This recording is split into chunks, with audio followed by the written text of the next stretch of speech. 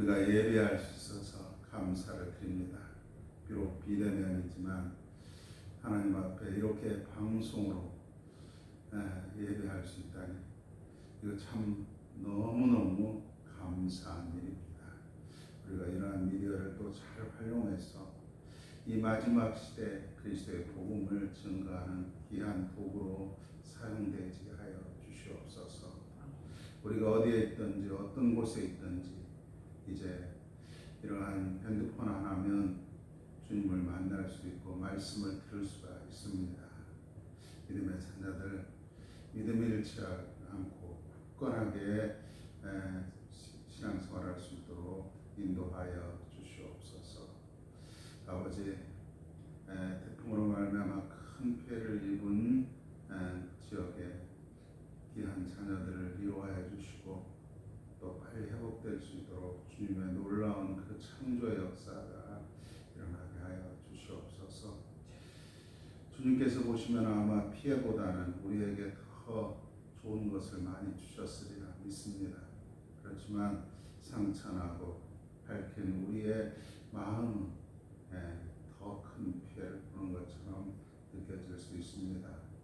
하나님, 주님의 일 앞에 자연 모든 이러한 사건 사고 앞에 감사할 줄 아는 성도들 되게 하여 주시옵소서.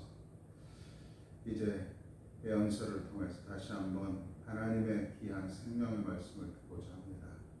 이 어둡고 힘든 터널을 지나고 있는 믿음의 성도들에게 하나님의 말씀이 우리의 생명수같이 다가오게 하여 주시옵소서.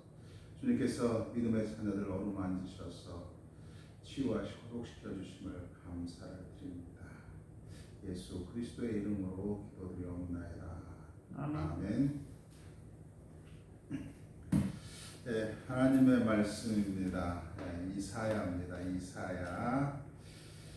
이사야 1장 1절만 보시겠습니다. 이사야 1장 1절 정도가 드리도록 하겠습니다. 유다 왕 우시야와 요담과 아하스와 히스기야 시대에 아모스의 아들 이사야가 유다와 예루살렘에 관하여 본 계시라. 이제 오늘부터 예언서 부분 좀 이제 깁니다. 길지만 그래도 우리가 말씀을 이사야를 통해서 또 예레미야를 통해서 에스겔, 다니엘 이렇게 큰 비중이 있는 이 예언서를 보시면서 이 어두운 시대 또 나라가 잘 살고 이러한 시대 우리가 또 주님을 멀리하잖아요. 이러한 시대에 어떻게 믿음을 온전히 지켜나가야 될 것인가 이런 부분들을 우리가 하나님의 말씀을 통해서 은혜 받고 또 말씀 안에 바로 섰으면 좋겠습니다. 우리가 믿음 안에 서야 될 줄로 믿습니다. 자, 하나님의 말씀을 잘 우리가 배우고 귀한 영양분을 우리가 잘 섭취했으면 좋겠어요. 제가 어제 유튜브를 보다가 이제 어떤 내용을 봤냐면요, 사과. 자, 이 태풍의 세 번의 태풍에 사과가 낙과가 참 많이 됐습니다. 그래서 농부들의 시름이요 아주 깊은데 그 청도의 어느 농가 그 사과밭에 그 유튜브를 쭉 보니까 사과가 많이 떨어져 있는데요. 그 사과밭 가운데 한 그루의 사과는요 태풍에도 신기하게 사과가 하나도 떨어지지 않았습니다. 그래서 그 농부가 그 사과나무에게 아주 그냥 경례를 하는 것을 제가 그 모습을 보면서 믿음의 자녀들도 믿음 안에 정말 우리가 말씀 안에 잘 이 말씀들을 골고루 섭취하고 믿음으로 온전하게 서 있다면 어떠한 세찬 풍파에도 믿음을 지켜낼 수 있구나 이런 생각이 들었습니다. 그래서 우리 함께 믿음의 성도들은 이 하나님의 말씀들을 우리가 이제 전체적인 내용들을 보잖아요. 이 말씀들을 통해서 다양하게 하나님의 말씀들을 우리가 접하고 또 은혜를 받고 이런 말씀을 통해서 믿음들이 신앙들이 잘 자라나서 어떠한 풍파에도 어떠한 상황에도 흔들리지 않는 믿음들을 가지고 굳건하게 지켜냈으면 좋겠습니다. 자, 이제 이사야, 자, 예언서입니다. 예언서. 예. 예언서는 무엇이냐? 자, 하나님의 계시를 전하는 것이죠. 예. 다시 말하자면요, 감춰졌던 하나님의 뜻을 인간에게 나타내기 위해 인간의 대변자가 입으로 전달하거나 기록으로 전달하는 것을 말하고 있습니다. 그래서 예언서를 크게 두 부분으로 나눈다면요, 문서 이전의 예언자와 문서 예언자 이렇게 나눕니다. 자, 문서 이전의 예언자들, 입으로 전달한 예언자들이죠. 나단도 있고 갓도 있고 스마야도 있고 아이야, 뭐 미가야, 엘리야, 엘리사도 다 우리가 유명한 엘리야, 엘리사도 입으로 전달한 전도자죠. 아니 예언자죠. 그리고 이제 문서 예언서 예언자, 그러니까 이사야, 뭐 에레미야, 에스겔, 다니엘, 그다음에 12소 예언서 이런 부분들이 다 문서로 기록해서 우리에게 하나님의 말씀이 이렇습니다. 이렇게 말씀해 주고 있죠. 이렇게 크게 예언자들을 두 부분으로 나눌 수가 있는 것이죠. 우리는 어떠한 예언자일지라도요, 하나님의 말씀을 전하는 것이에요. 그래서 예언자 메시지에 보면요, 하나님께서 이렇게 말씀하셨습니다. 그런지 자기의 이야기를 하지 않습니다. 항상 하나님의 말씀을 그대로 전달을 하는 것을 우리가 알 수가 있습니다. 그래서 우리가 예언서를 읽을 때요, 이 예언서는 비록 자 이렇게 입으로 전달하거나 기록으로 전달하는 이런 예언자, 이사야 하면 이사야만 우리가 기억하는데요, 이사야를 기억하는 것도 좋지만 그 안에서 하나님께서 이사야 선지자를 통해서 말씀하시고 있는 그 내용들, 하나님의 말씀을 우리가 기억을 해야 되는 것입니다. 그래서 이 예언서 우리가 잘 우리가 좀 배워야 되겠죠. 자, 율법, 예언, 그 다음에 이제 성문서 이렇게 크게 구약을 나눈다면 이 예언도 굉장히 중요한 부분입니다. 그렇다면 이 예언자들은 보통 어느 시기에 나타날까요? 우리가 신앙적으로 율법이 해이해졌을 때, 하나님의 말씀 안에 온전히 거하지 못할 때, 이럴 때 하나님께서 다시 한번 말씀을 하고 계시는 것입니다. 그렇다고 해서 하나님의 말씀이 율법을 떠나서 말씀하고 있지는 않습니다. 그 율법의 범주 안에서 다시 한번 깨닫게 하는 거고, 또 믿음 안에 온전히 서서 걸어갈 수 있도록 말씀을 하시는 것이죠.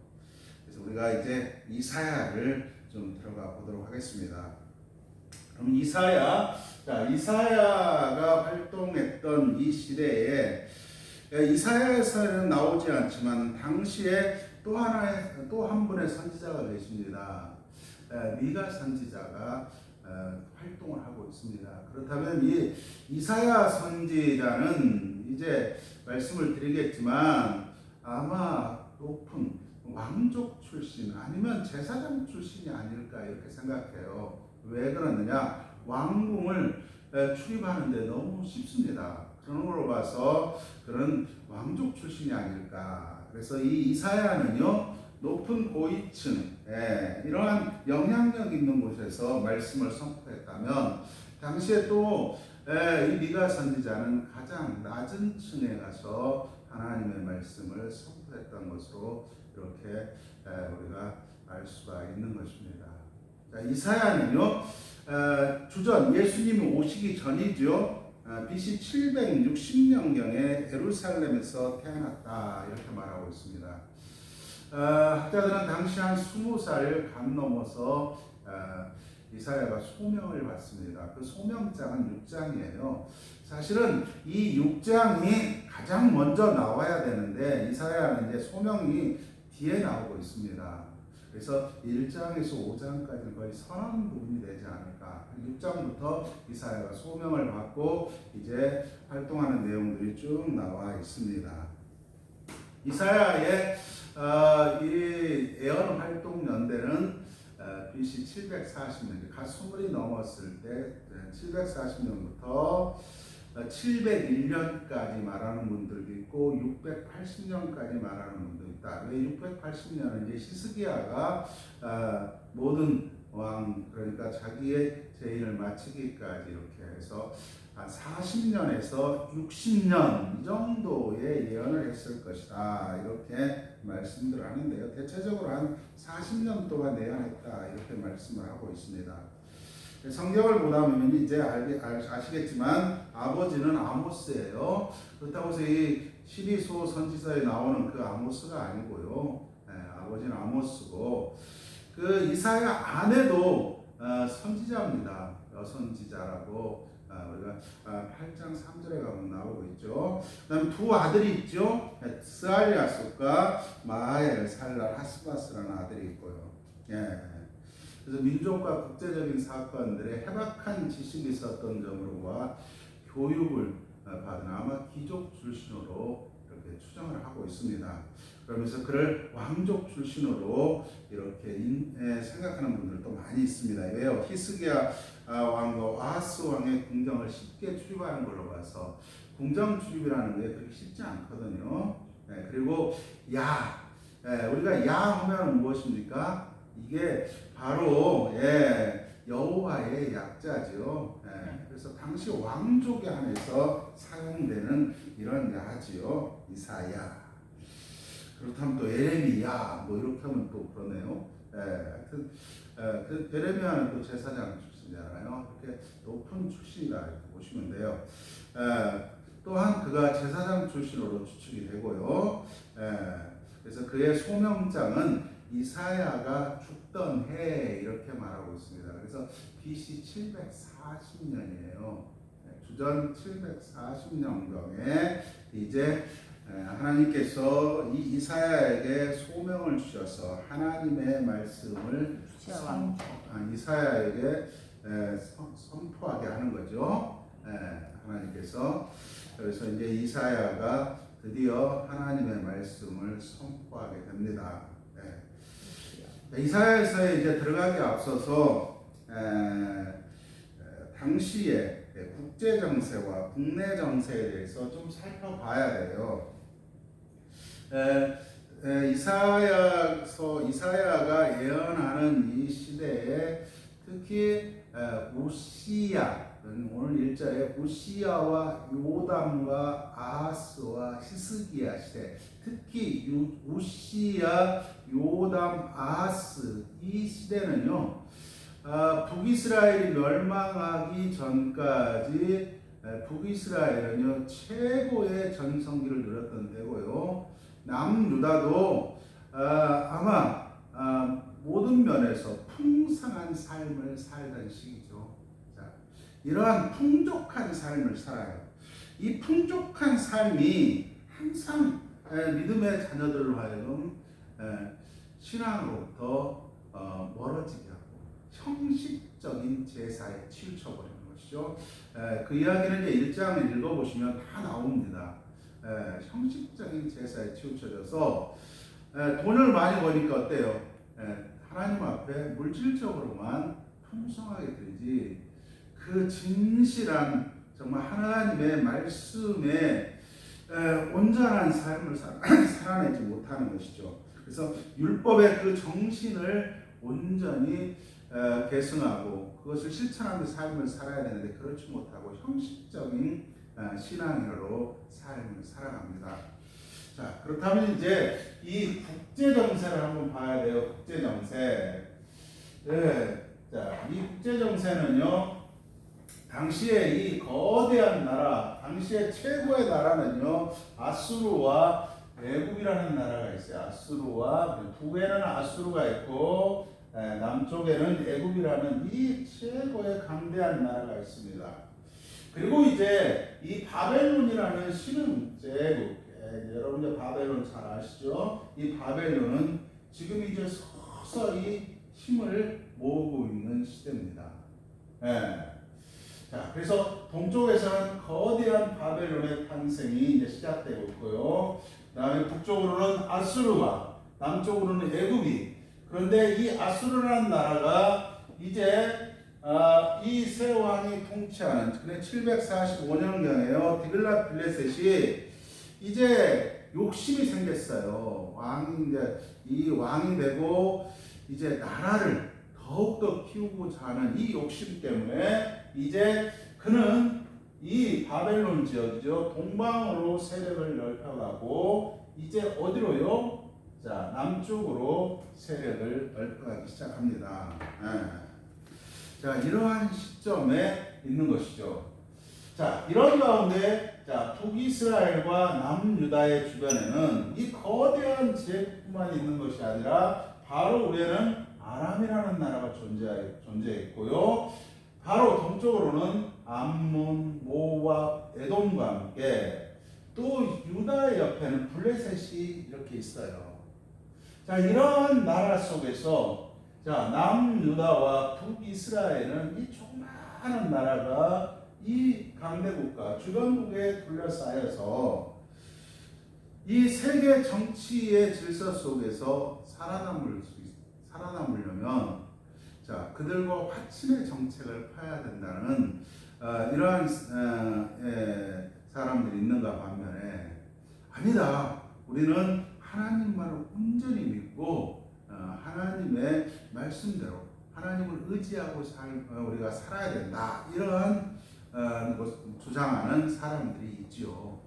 그러나 이러한 국제 정세를 보시면은 자, 이 나라를 이끌어가는 이런 사람들이 자, 국제적인 것에 대해서 어떻게 무시해 버릴 수만은 없는 지경에 이르죠.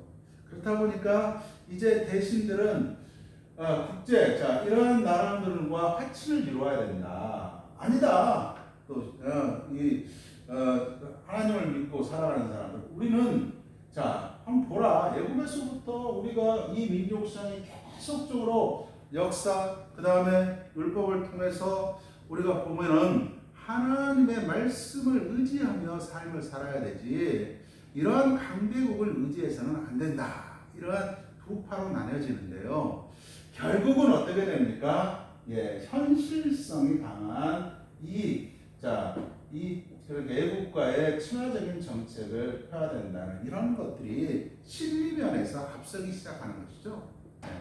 그렇다 보니까 이제 이 우시야, 그러니까 요담, 아하스, 히스기야 이러한 시대예요. 이제 무엇이에요?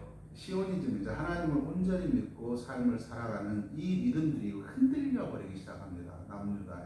북이스라엘은 이미 흔들려 버렸고요. 그렇다 보니까 이제 자, 우시야가 죽고 우시야 다음에 요담은 거의 이제 여러분들이 이제 좀 배우면 아는데, 우시야도 어떤 왕이었어요. 왕궁에서 하나님께 제의를 하다가 나병이 들어버렸죠. 그리고 그의 아들 요담이 통치를 하죠. 요담이 통치하지만 자, 왕이 있는데 요담이 통치한다고 해서 그게 별 힘이 되겠습니까? 자, 요담도 이제 그 통치에 있어서는요 그렇게 크게 부각을 나타내지 못해요.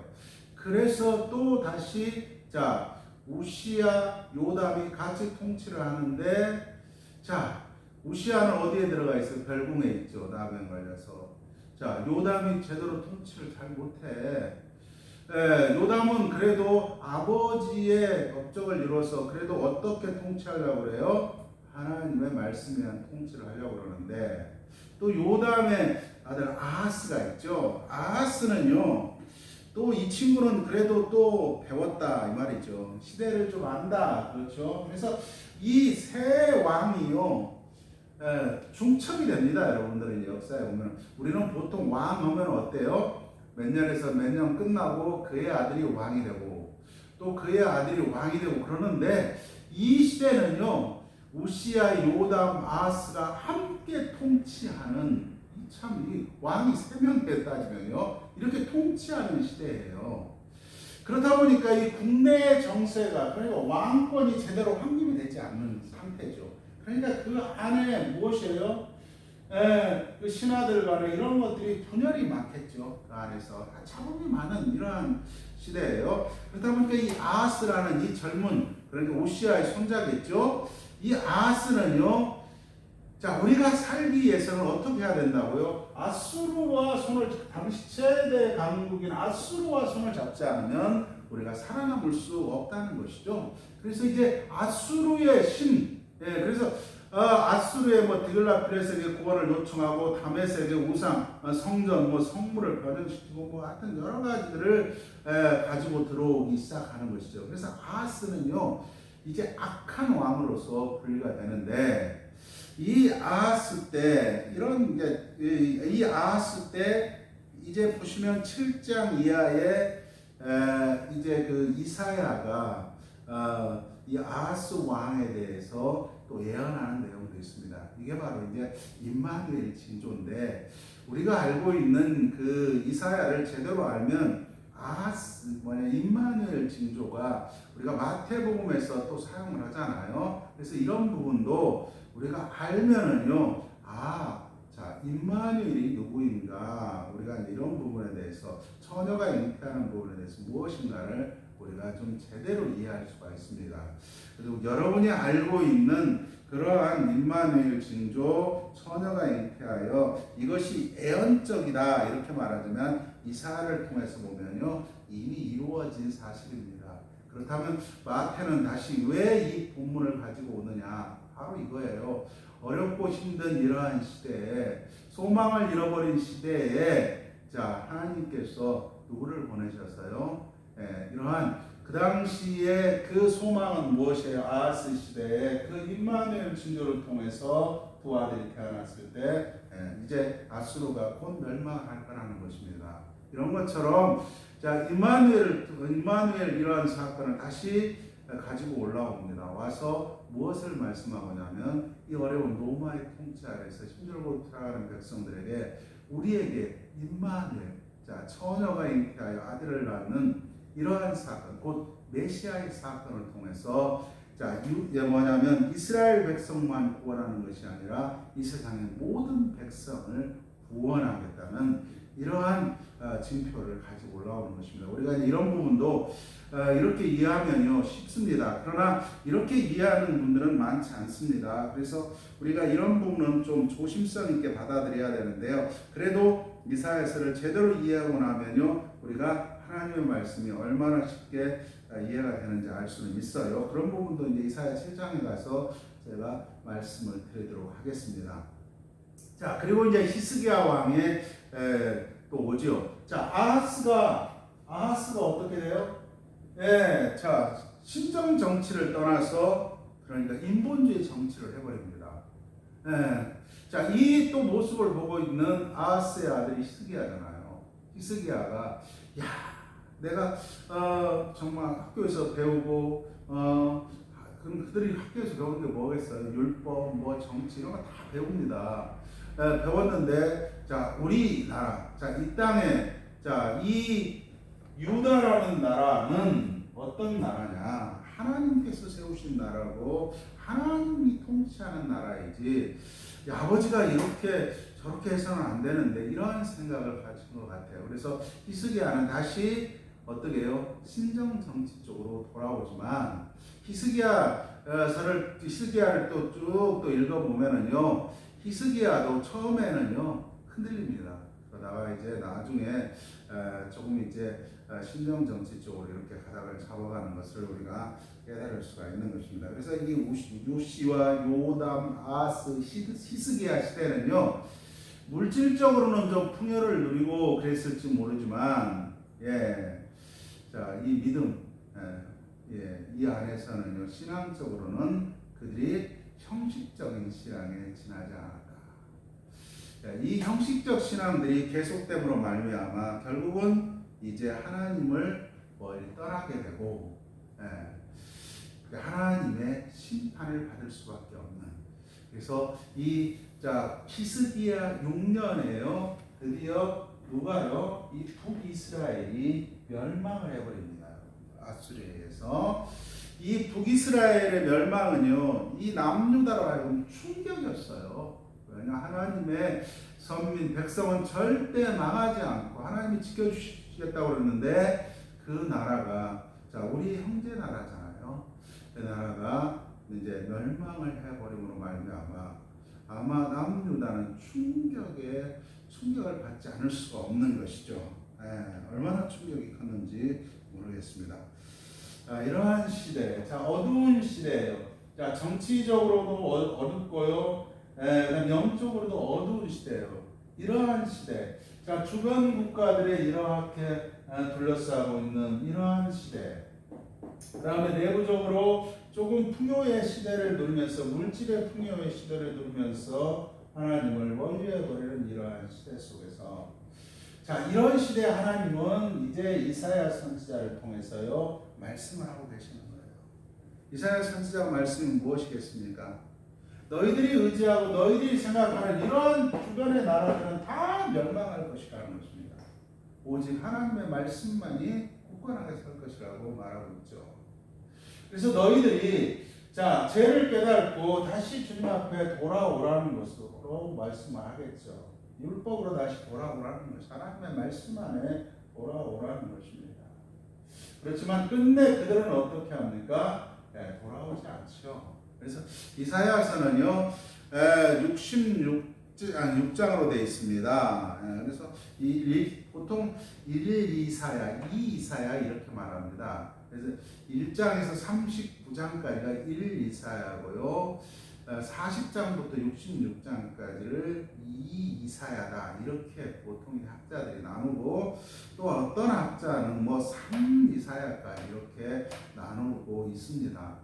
그렇지만 대체적으로 1이사야, 2이사야 이렇게 나누고 있죠. 자, 1이사야 부분에는요 율법을 지키지 않는 백성들의 심판을 쭉 나열하고 있습니다.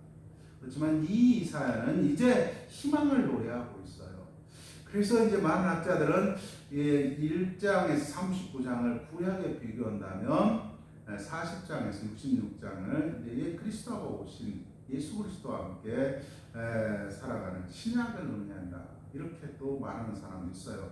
왜 그러느냐? 또 1이사야가 39권이고 2이사야가 27권에 27장이거든요. 이런 식으로 해서 또 말씀하시는 분들도 있어요. 그런데 39장에서 40장은 전혀 바뀌어버립니다. 내용이. 이제 희망을 노래해요. 아마 이 부분은 이제 1이사야와 2이사야가 학자들 한 150년의 이 텀이 있을 것이다. 이렇게 말씀을 하고 있습니다.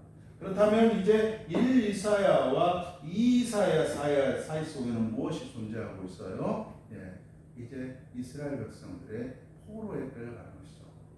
그래서 이 포로에서, 자, 그들에게 계속 이 포로에 끌려가고 나라가 지금 패망해버린 이러한 백성들 앞에 율법을 통해서 계속 그들의 잘못을 지적한다는 말이 안 되잖아요.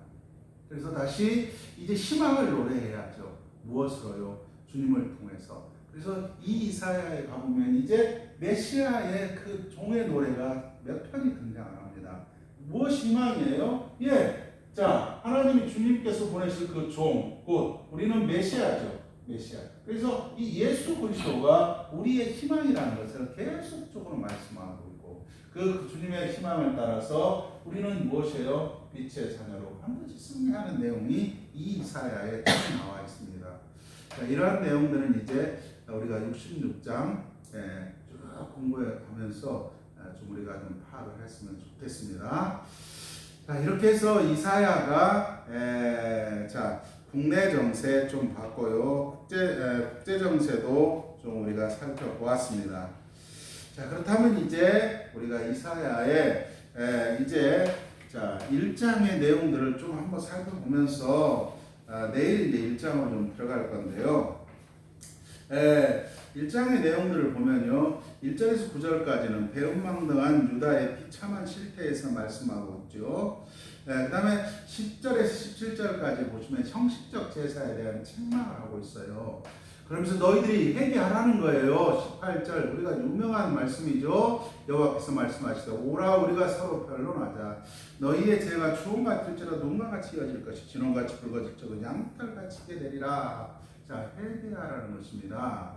그러면서 다시 유다의 죄에 대해서 폐역함에 대해서 낱낱이 왜 그러냐면 이 사람들이 잘 몰라요. 내가 왜 죄인인가를. 이런 것에 대해서 낱낱이 이렇게 말을 하고 있습니다. 그 다음에 이 심판 후에 다시 어떻게 너희들을 구원해 주실 것이라는 것을 또 말씀을 하고 있습니다. 자, 그래서 우리가 1장의 내용을 통해서 한번 봐야 돼요. 지금 우리가 풍요의 시대, 대한민국의 성도들은 대체적으로 풍요의 시대를 삶을 살아가고 있습니다. 이러한 시대 속에 우리가 무엇이 신앙이 잘못됐고 무엇이 잘못되었는가를 우리가 한번 낱낱이 이사야를 통해서 한번 들여다봅시다. 들여다봄으로 말미암아 우리가 무엇을 버려야 되는 것인가, 무엇을 또 우리가 우리 안에 깊이 각인을 해야 되는가, 이런 부분들을 이제 살펴보도록 하겠습니다. 내일은 이제 이런 부분에 대해서 제가 좀 중요한 부분들은 좀 깊이 들어가지만 뭐 중요하고 중요 안 하고 이런 부분은 없어요. 그렇지만 너무 또 천천히 가면 언제 갈지 모르니까 조금 될 수 있으면 하루에 한 장씩 이렇게 나가는 방향으로 제가 하겠습니다. 그래서 이제 내일은 1장 전체를 좀 한번 살펴보고자 합니다. 자, 여러분들이 이제 한번 이사야를 1장을 전체를 한번 읽으시면 이제 내일 말씀을 들을 때 훨씬 여러분들이 이해할 수 있는 부분이 쉽다, 이렇게 말씀을 드리고 싶습니다. 그리고 잊지 말아야 될 것은 이제 1장 1절에 있는 것.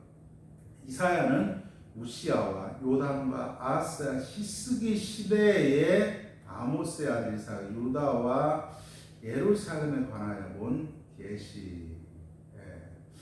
자, 우리가 이 부분을 잊지 말아야 돼요. 항상 이 성경들을 우리가 읽을 때 이사야가 어느 시대에 지금 예언을 하고 있는가, 이것을 놓쳐버리면 자꾸 읽으면서 바로 우리에게 적용을 시켜버립니다. 그래서 나는 아닌데 이렇게 생각하면 성경을 제대로 이해할 수가 없다는 것입니다. 오늘은 여기까지 말씀을 드리도록 하겠습니다. 기도하겠습니다. 하나님 아버지, 은혜를 감사합니다. 이 어두운 세상, 물질 만능주의 세상, 쾌락에 판치는 이런 세상 속에서 하나님의 말씀만이 진리임을 우리에게 깨닫게 하시고, 이 귀한 말씀을 이 마지막 시대에 우리에게 주셨습니다. 주신 것도 모자라 이 마지막 시대에는 또 미디어라는 이 기구를 통해서 하나님의 말씀을 들을 수가 있으니 이 얼마나 큰 하나님의 은혜입니까? 은혜 중에 은혜의 시대에 우리는 삶을 살아가고 있습니다. 이 은혜가 넘치는 시대에 우리가 예수 그리스도를 온전히 믿지 못하고 하나님을 잃어버린다면 이것같이 비극적인 삶은 없습니다. 예수 그리스도를 온전히 믿고 말씀 안에 살아서 이 시대에 정말 하나님의 기쁨이 되는 자녀가 되게 하여 주시옵소서. 시대는 암울하고 어렵습니다. 전염병이 전 세계를 휩쓸고 있는 이러한 시대, 믿음 안에 그리스도 예수 안에 굳건히 서서 걸어가는 우리들 교회, 또 이 방송을 보고 듣는 모든 성도들 위해 가득하게 하여 주시옵소서. 예수님의 이름으로 기도드립니다. 아멘. 하늘에 계신 우리 아버지의 이름을 거룩하게 하시며 아버지의 나라를 오게 하시며 아버지의 뜻이 하늘에서와 같이 땅에서도 이루어지게 하소서. 오늘 우리에게 일용할 양식을 주시고 우리가 우리에게 잘못한 사람을 용서해 준 것 같이 우리 죄를 용서해 주시고 우리를 시험에 빠지지 않게 하시고 악에서 구하소서. 나라와 권능과 영광이 영원히 아버지의 것입니다. 아멘.